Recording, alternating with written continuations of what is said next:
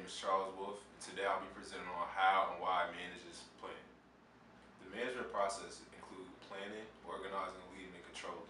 Planning sets the stage for a sense of direction. Planning should focus on specific objectives and goals. Your plan should be real and concrete. Set goals and objectives. Decide exactly what you want to accomplish and the best way to go about it. Make sure your steps are clear and compelling and there is active participating, because no plan alone can deliver results. The first person I'll be interviewing today is Michael Cummins III. He's a member of the Delaware State University men's track and field team, three-time All-American, a member of the Student Athlete Advisory Committee, and a member of the National Honor Society. Good morning, Michael. You're part of so many clubs and organizations on campus. Would you say, when done correctly, planning sets a solid platform for you to achieve all your goals and objectives?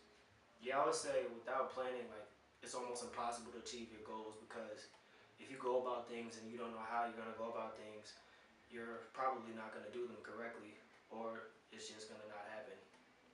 To add on to that, I will also say, like, planning helps me to focus on my priorities. It helps me to stay out of the compliancy trap, which is like basically just going with the flow of things.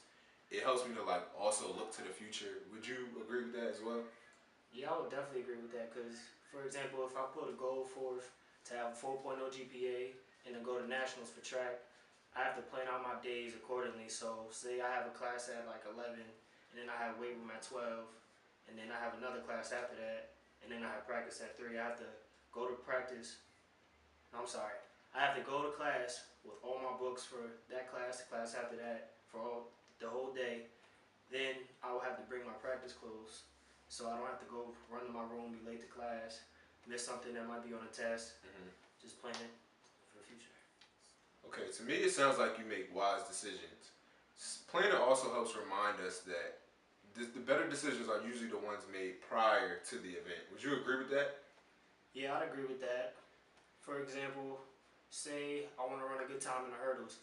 I have to make the decision to put the extra time in practice, make sure I'm doing the drills correctly, so when I get to the meet and I'm running the race, like, I don't think about it, it just happens like it's second nature. That's a good point, good point. All right, well, thank you for your time. We appreciate it. Appreciate it, man. Hold it down. The next person we're going to interview today is a member of Phi Beta Sigma, a former member of the Hidden Vanity Dance Team, and is one of the better DJs on campus, Chris Worsley. Good morning, Chris. Okay, let's get right into it. In planning, there's 5 basic steps. The first one, what you want to do is define your objectives. Next, what you want to do is determine where you stand. Then, you want to develop a premise. Also, the 4th thing that you should do is analyze the alternatives and make a plan. Then you need to implement the plan and check your results. Out of these 5 steps, what would you say, which one would you say was the most important in achieving your goals? Honestly, I can say that I at least used all of them at least once to achieve my goal, but the most helpful would be analyzing alternatives for better planning. I think that was the most beneficial in the long run, because every time you have a contingency plan for multiple situations, your goals always turn out more achieved. Okay, so what I'm hearing is when planning is done well, it gives you a sense of control. So when it's done right, it facilitates control, basically. Yeah, I can see where people come from with that. I agree, because I mean, when you're planning something and you have like something that's set, you have that control because you already know what you plan on doing. So versus not having no plan at all, you kind of everywhere. So that doesn't really facilitate control.